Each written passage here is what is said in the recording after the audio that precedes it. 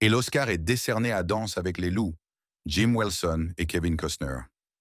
Danse avec les loups n'était pas seulement un film, c'était une histoire qui a emmené le public plus profondément dans la frontière américaine qu'auparavant. Nous sommes en 1990. Kevin Costner est dans le fauteuil du réalisateur et incarne le lieutenant Dunbar, un soldat de la guerre de sécession qui se retrouve à vivre parmi les Lakota Sioux.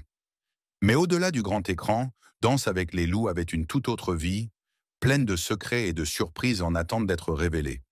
Cette vidéo vous emmènera dans les coulisses de ce film emblématique, vous montrant ce qui a vraiment contribué à en faire l'un des westerns les plus primés de tous les temps. Accrochez-vous, car nous plongeons dans le monde fascinant de Danse avec les loups, les luttes invisibles. Michael Blake, un scénariste passionné par les histoires sur les Indiens des plaines, rêvait de porter sa vision sur grand écran. Il avait écrit un scénario intitulé « Danse avec les loups », mais son parcours vers Hollywood n'était pas précisément pavé d'or. Il a présenté l'idée à Kevin Costner, qui était un ami. Intrigué par l'histoire mais prudent face au marché concurrentiel des scénarios, Costner a eu une suggestion audacieuse. Il a encouragé Blake à en faire un roman, croyant que son ampleur épique et son souci du détail captiveraient l'attention des studios plus efficacement qu'un scénario autonome. Avec cet encouragement, Blake s'est lancé dans un périple difficile. Guidé par sa vision et sa détermination, il a passé des mois à élaborer méticuleusement le récit, se retrouvant souvent à écrire dans sa voiture ou à dormir sur les canapés d'amis, dont celui de Costner. Le processus n'a pas manqué de difficultés. Malgré l'investissement de son cœur et de son âme dans le livre, Danse avec les loups a essuyé une pluie de refus de nombreux éditeurs. Découragé, Blake a persisté, envoyant son manuscrit encore et encore.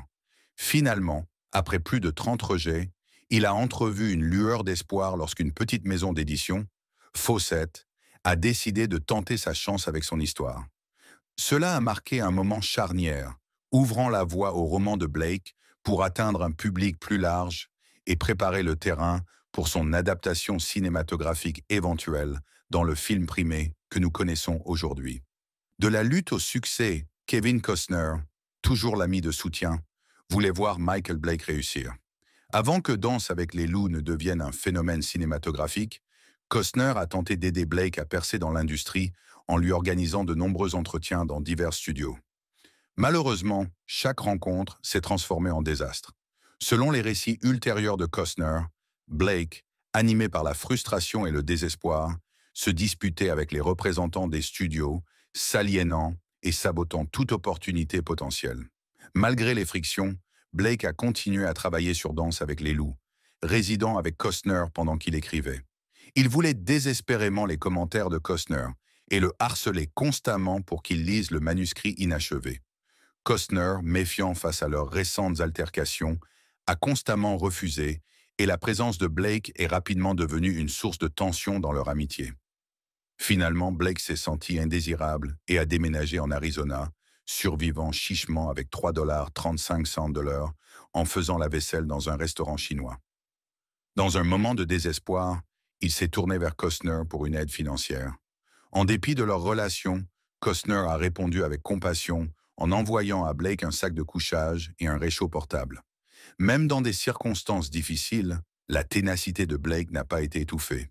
Il a continué à écrire, terminant finalement le manuscrit de Danse avec les loups. Incapable d'ignorer plus longtemps les supplications de son ami, Costner a accepté à contre-cœur de lire l'œuvre achevée. En parcourant les pages, quelque chose d'extraordinaire s'est produit. C'était l'idée la plus claire d'un film que j'ai jamais lu, s'est émerveillé plus tard Costner. Ce moment a marqué un tournant pour les deux hommes, transformant leur amitié tumultueuse en une collaboration puissante qui allait changer le paysage du cinéma. Le dilemme de la réalisation de Danse avec les loups. Après avoir pris la décision audacieuse de donner vie à Danse avec les loups, Kevin Costner savait que l'étape cruciale suivante consistait à trouver le bon réalisateur. Déterminé à garantir l'intégrité du film, il a confié le scénario à 3 réalisateurs dont il a respectueusement choisi de taire les noms. Chacun, tout en reconnaissant le potentiel de l'histoire, a proposé des modifications importantes qui entraient en conflit avec la vision de Costner. Certains envisageaient de supprimer la séquence d'ouverture sur la guerre de sécession, la jugeant inutile. D'autres trouvaient à la longueur du film fastidieuse et recommandaient des coupes. Plus controversé peut-être, un réalisateur s'est opposé à la romance centrale entre un personnage blanc et une femme Lakota, craignant que cela ne tombe dans les clichés. Ces désaccords, bien que respectueux, ont mis en évidence le risque inhérent à la confiance de son projet bien-aimé à un autre réalisateur. Costner, un homme connu pour son indépendance farouche et son engagement indéfectible, a réalisé que la seule façon de garantir l'intégrité du film était de prendre les rênes lui-même.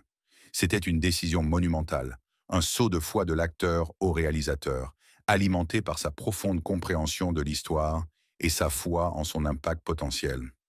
Ce geste audacieux allait non seulement façonner le destin de Danse avec les loups, mais aussi lancer Costner dans un nouveau chapitre exaltant de sa carrière. Difficultés financières.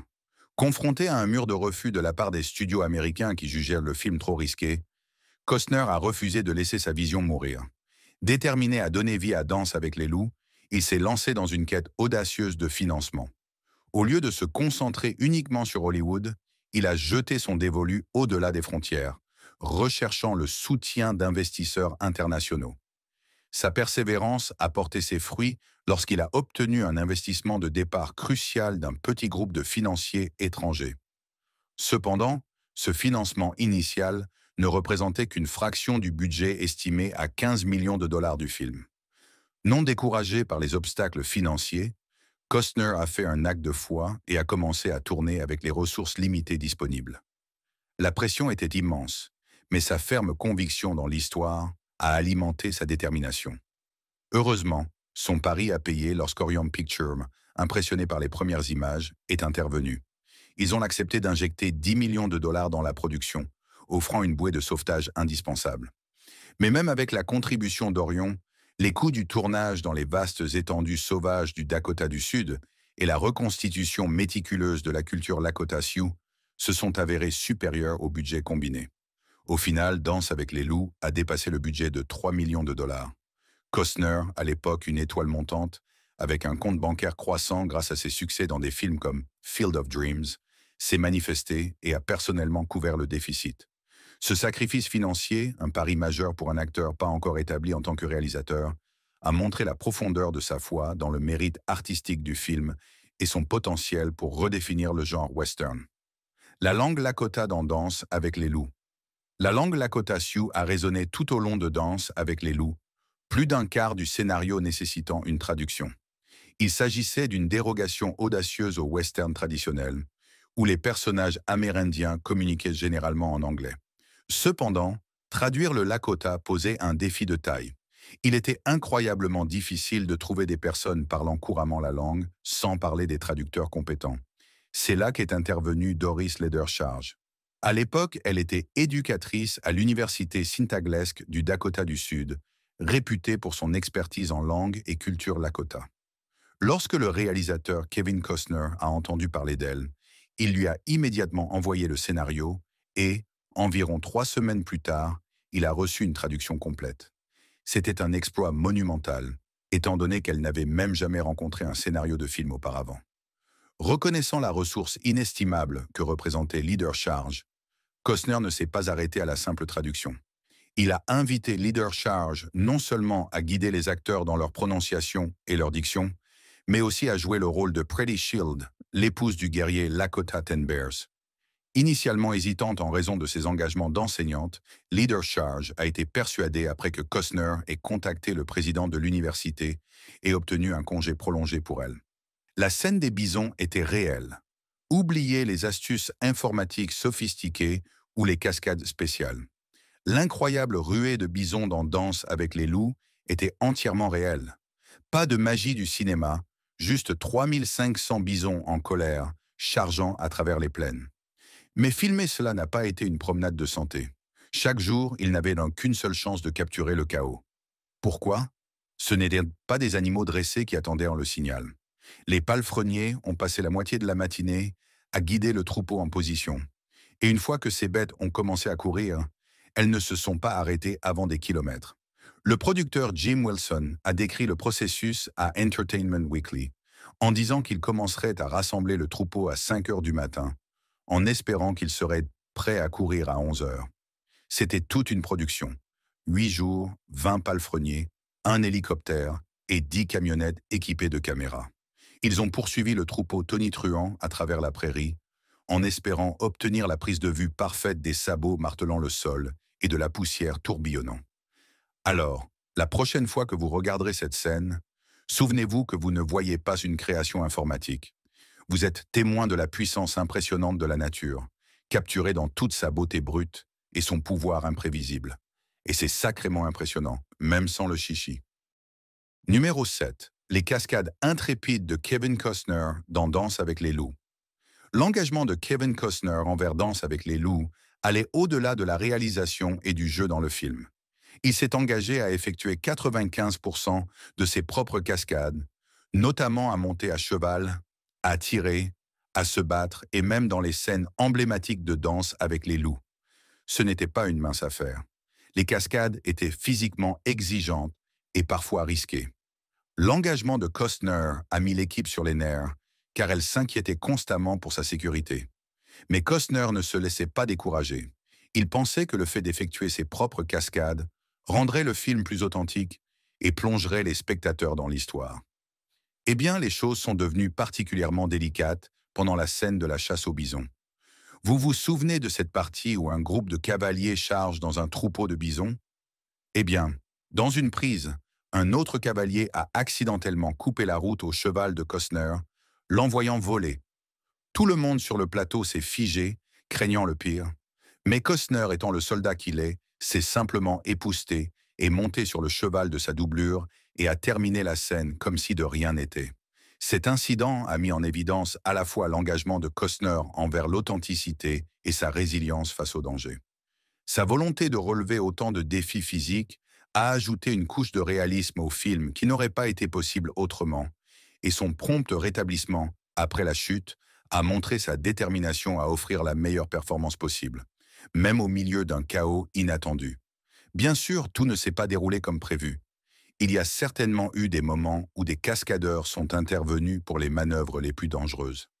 Mais l'engagement indéfectible de Costner à effectuer ses propres cascades l'a distingué et a contribué au succès global du film. Alors, la prochaine fois que vous regarderez Danse avec les loups et que vous verrez John Dunbar charger à travers la prairie à cheval, n'oubliez pas que c'est probablement Costner lui-même qui a réalisé ces cascades impressionnantes. Les loups sur le plateau. Le tournage avec des loups s'est avéré être toute une aventure. Alors que le personnage de Costner, Dunbar, noue des liens étroits avec un loup nommé Two Socks, la réalité de donner vie à cette relation impliquait deux stars à fourrure, Buck et Teddy. Or, bien que dressés, tous les amoureux des animaux le savent, les loups dressés conservent encore leur manière sauvage. Cela signifiait que des sauts de patience et sans aucun doute encore plus de délicieux restes de viande étaient essentiels pour que Buck et Teddy coopèrent. Les cinéastes n'étaient pas au-dessus d'un peu d'embarras pour capturer la photo parfaite non plus. Des images des coulisses montrent Wilson et Costner désespérés d'extorquer un hurlement au loup, recourant à leurs propres meilleures impressions de cris de loup. Ces tentatives, bien qu'indéniablement pas récompensées, ont mis en valeur le dévouement et l'humour qui ont contribué à créer les relations animales les plus captivantes du film. Travailler avec des animaux sauvages comporte son propre lot de défis et l'équipe de Danse avec les loups a embrassé l'inconventionnel. Leur dévouement à l'authenticité signifiait accepter que tout ne pouvait pas être parfaitement contrôlé et parfois, les meilleures performances provenaient des stars les plus imprévisibles. Alors la prochaine fois que vous verrez deux chaussettes à l'écran, rappelez-vous que ce hurlement a peut-être été inspiré par un chœur de hurlements humains et pas seulement par le vent sur la prairie. Les stars inattendues de Danse avec les loups. Alors que Danse avec les loups présentait un magnifique troupeau de 3500 bisons sauvages pour capturer la grandeur de la plaine, le tournage a également nécessité des gros plans avec des bisons domestiqués. C'est là que deux stars inattendues sont entrées en scène. Tout d'abord, il y avait Mammoth, un bison appartenant à nul autre que le légendaire auteur-compositeur-interprète Neil Young. Mammoth, un bison appartenant à nul autre que le légendaire auteur-compositeur-interprète Neil Young. Mammoth, déjà habitué à l'agitation de la vie en tournée, s'est avéré parfait pour les scènes intimes du film. Son calme et sa volonté de coopérer en ont fait un atout précieux pour la production. Pour les moments de bison les plus dynamiques, l'équipe a fait appel à Cody, la mascotte d'un fabricant de viande du Dakota du Sud. Cody, connu pour son physique impressionnant et son esprit énergique, a été choisi pour la scène où un jeune guerrier Lakota tombe de son cheval et est chargé par un bison. Mais faire courir Cody sur commande n'était pas aussi simple que de dire « Action !» Le producteur Jim Wilson a déclaré à Entertainment Weekly que la véritable motivation de Cody était les Oreos. Il a suffi d'un aperçu de la friandise noire et blanche, et Cody s'est envolé comme une balle directement vers vous, comme l'a dit le producteur Jim Wilson à Entertainment Weekly. Ses costards à fourrure, chacune avec sa propre personnalité et ses propres bizarreries, ont ajouté une touche de légèreté et de charme au processus de tournage. Leurs contributions ont encore enrichi la représentation du film de la relation entre le peuple Lakota et les bisons, un élément essentiel de leur culture et de leur mode de vie. Un casting à contre-courant dans Danse avec les loups. Dans Danse avec les loups, Kevin Costner s'est démarqué du modèle de casting hollywoodien typique. Au lieu de s'associer à une actrice beaucoup plus jeune pour le rôle féminin principal, il a porté son choix sur une personne plus âgée et plus expérimentée. Il s'agissait de Mary McDonnell, alors actrice de théâtre de 37 ans, qui a donné vie au personnage de Stands with a Fist, femme au poing. Stands with a Fist est une femme blanche élevée par la tribu Lakota Sioux après avoir été orpheline enfant. Elle sert de lien entre John Dunbar, le protagoniste du film, et la communauté Lakota, tombant finalement amoureuse de Dunbar. La décision de Costner de choisir McDonnell en opposition à l'archétype typique de la demoiselle en détresse était délibérée. Il souhaitait quelqu'un capable d'incarner la force, la résilience et l'intelligence de Stands with a Fist, une femme qui s'était taillé sa propre voie au sein de la société Lakota. McDonnell a relevé le défi avec enthousiasme. Elle s'est consacrée à l'apprentissage rapide et sans faille des répliques en Lakota, en saisissant les nuances de la langue et de la prononciation. De plus, elle a maîtrisé l'équilibre délicat de la représentation du retour progressif de Stands with a Fist à l'anglais après des années d'immersion dans la vie Lakota. Cette transition du Lakota à parler avec aisance à la réapprentissage hésitant de l'anglais a ajouté une couche de complexité et de profondeur au personnage. La performance de McDonnell a profondément touché le public et les critiques. Son interprétation de Stands with a Fist lui a valu une nomination aux Oscars. Bien que ses cheveux au vent aient pu attirer l'attention, c'est sa puissance émotionnelle brute et son interprétation nuancée d'une femme défiant les rôles de genre traditionnels qui ont véritablement volé la vedette. Le choix de McDonnell a été une décision audacieuse qui a porté ses fruits pour Danse avec les loups. Il a remis en question les pratiques hollywoodiennes conventionnelles et a abouti à une performance puissante et inoubliable qui continue de résonner auprès des spectateurs aujourd'hui. Danse avec les loups a réduit au silence les sceptiques. Le bruit de la production mouvementée de Danse avec les loups s'est répandu comme une traînée de poudre à Hollywood. Les murmures d'un budget en constante augmentation, d'un réalisateur exigeant et d'une actrice principale quasiment inconnue ont attisé les doutes. Certains initiés, prédisant joyeusement le désastre, l'ont surnommé le dernier rempart de Costner, tandis que d'autres, se souvenant du fiasco financier épique de La Porte du Paradis, de Michael Cimino, l'ont qualifié de Porte de Kevin. Les critiques du film n'ont pas hésité à exprimer leurs doutes.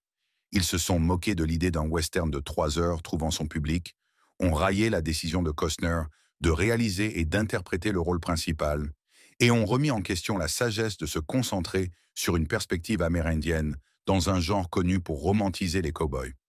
Mais lorsque Danse avec les loups a finalement fait son entrée sur grand écran, la musique a changé. Les paysages grandioses du film, les émotions brutes et la performance de Costner ont captivé le public du monde entier. Les critiques, qui avaient aiguisé leur couteau pour un massacre cinématographique, ont été forcés de ravaler leurs paroles.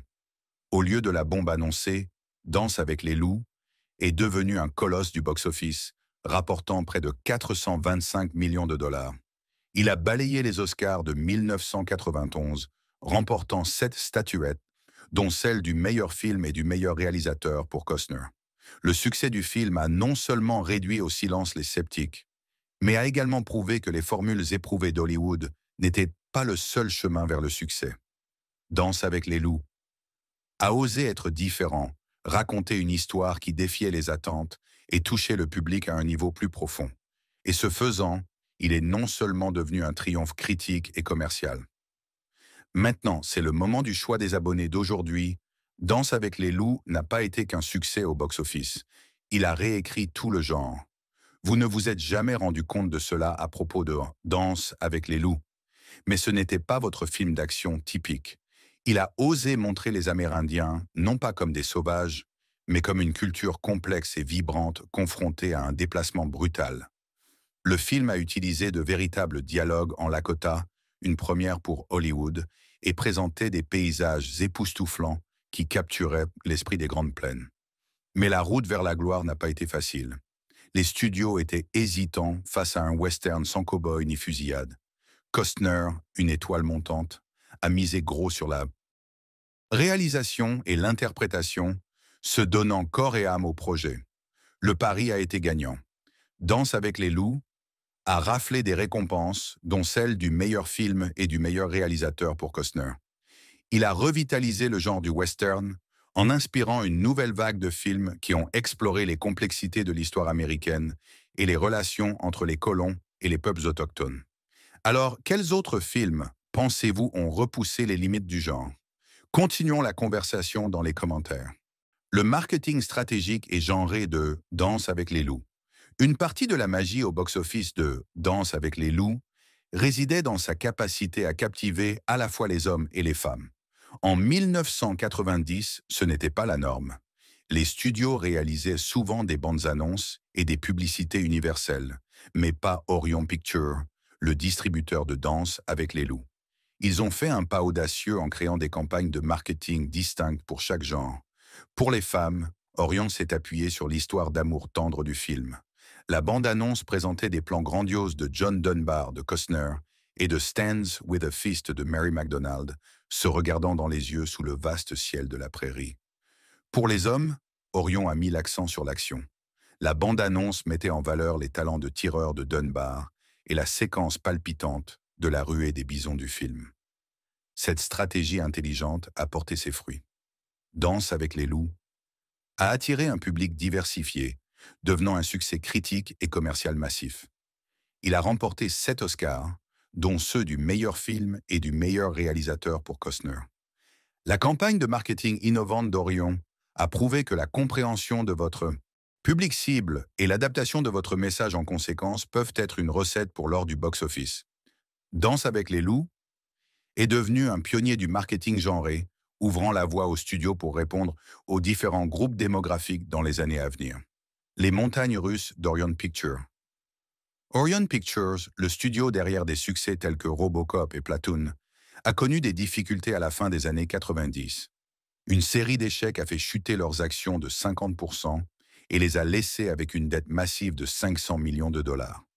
Comme l'a dit David Forbes, le responsable marketing d'Orion, nous avions désespérément besoin d'une victoire.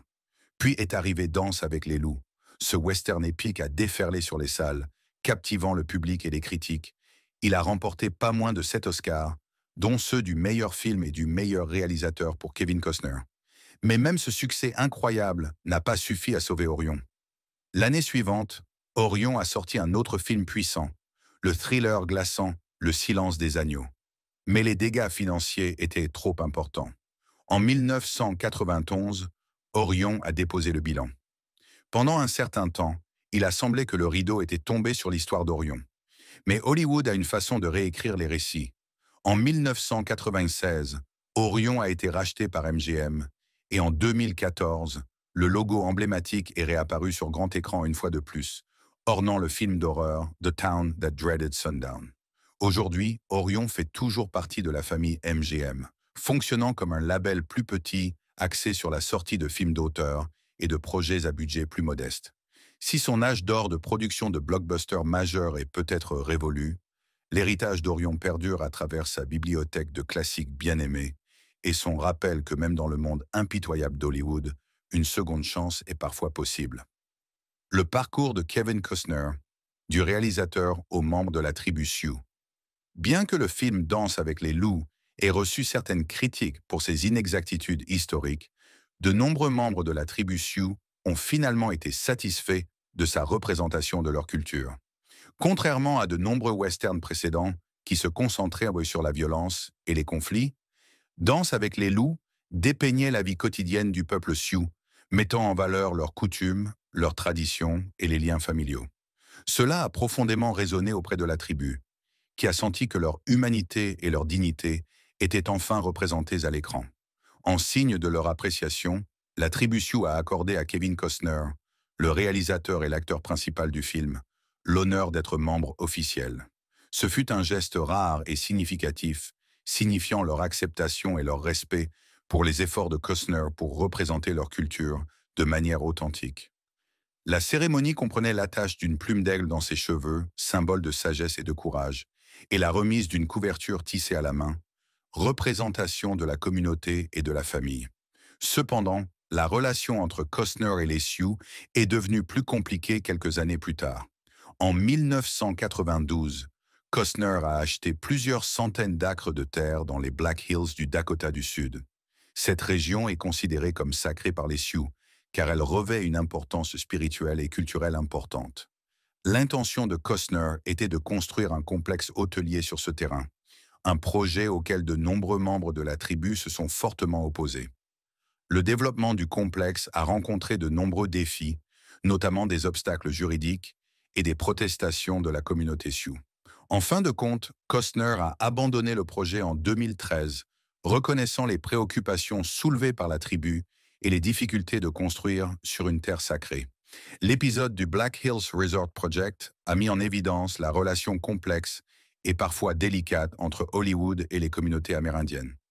Si Danse avec les loups a représenté un pas en avant important dans la représentation des cultures amérindiennes, avec respect et compréhension, il a également rappelé la nécessité de sensibilité et de collaboration lorsqu'il s'agit de terres et de traditions sacrées. Décryptage des critiques de Danse avec les loups. Si Danse avec les loups a reçu une reconnaissance et un succès critique généralisé, il a également fait l'objet de critiques pour sa représentation du peuple Lakota Sioux. Certains critiques ont estimé que le film penchait vers la sentimentalité et romantisait le mode de vie de la tribu. David Sirota a décrit le film comme un film de sauveur blanc, suggérant qu'il suivait un trope familier d'un protagoniste blanc venant à la rescousse d'une communauté amérindienne impuissante. Il a soutenu que le récit privilégiait le parcours du héros blanc aux dépens des complexités de l'expérience Lakota. L'acteur et activiste amérindien Russell Means a proposé une critique plus directe, comparant le film à Lawrence d'Arabie d'une manière qui n'était pas flatteuse. Il a estimé que le film présentait une version romancée et inexacte de la vie Lakota, similaire à la façon dont Lawrence d'Arabie a romancé la culture arabe. Means a en outre souligné les inexactitudes de la langue Lakota utilisée dans le film. Il a souligné que le Lakota a des dialectes masculins et féminins distincts et que certains acteurs, dont Costner, ont utilisé le dialecte féminin involontairement. Ce détail, bien que apparemment mineur, a nui à l'authenticité du film pour Means et d'autres spectateurs Lakota. Ces critiques, sans nécessairement diminuer les mérites artistiques du film, ont soulevé des questions importantes sur la représentation et l'exactitude historique. Si Danse avec les loups a sans aucun doute porté le sort des Lakota à un public plus large, sa représentation de leur culture et de leur langue reste un point de discussion et de débat. Il existe une suite. Alors que Danse avec les loups se terminait avec John Dunbar et Épouse les mains en l'air, s'installant dans la ville Lakota, l'auteur Michael Blake n'était pas prêt à abandonner leur histoire. On ne s'en rend pas toujours compte à propos de Danse avec les loups, mais en 2001, Blake a publié The Holy Road, une suite qui explore plus en profondeur les défis et les triomphes auxquels le couple est confronté en tant que membre à part entière de la tribu Sioux. The Holy Road reprend environ 11 ans après Danse avec les loups, avec John Dunbar, désormais pleinement assimilé au mode de vie Lakota. Il prend le nom de Danse avec les loups et devient même un guerrier respecté, connu pour sa bravoure et ses compétences. Cependant, l'existence paisible de la tribu est menacée par la marée montante des colons blancs, déterminé à s'étendre vers l'Ouest. Le roman de Blake explore les complexités de cette période historique avec honnêteté et sensibilité. Il évite les représentations simplistes du bien contre le mal, mettant plutôt en valeur les perspectives et les motivations diverses des deux côtés. Nous voyons le courage et la résilience du peuple Lakota, alors qu'il se bat pour protéger sa terre et ses traditions, tout en reconnaissant les peurs et les aspirations des colons en quête de nouvelles opportunités dans l'Ouest. Bien qu'il y ait eu des rumeurs d'une possible adaptation en mini-série de The Holy Road, rien n'a été officiellement confirmé. Cependant, la popularité durable du roman et le récit magistral de Blake laissent espérer aux fans qu'ils pourront un jour revoir le monde de danse avec les loups prendre vie à l'écran. Que The Holy Road arrive ou non à l'écran, il reste un ajout puissant et stimulant pour l'esprit à l'univers de danse avec les loups. Merci d'avoir regardé cette vidéo. À bientôt dans la prochaine.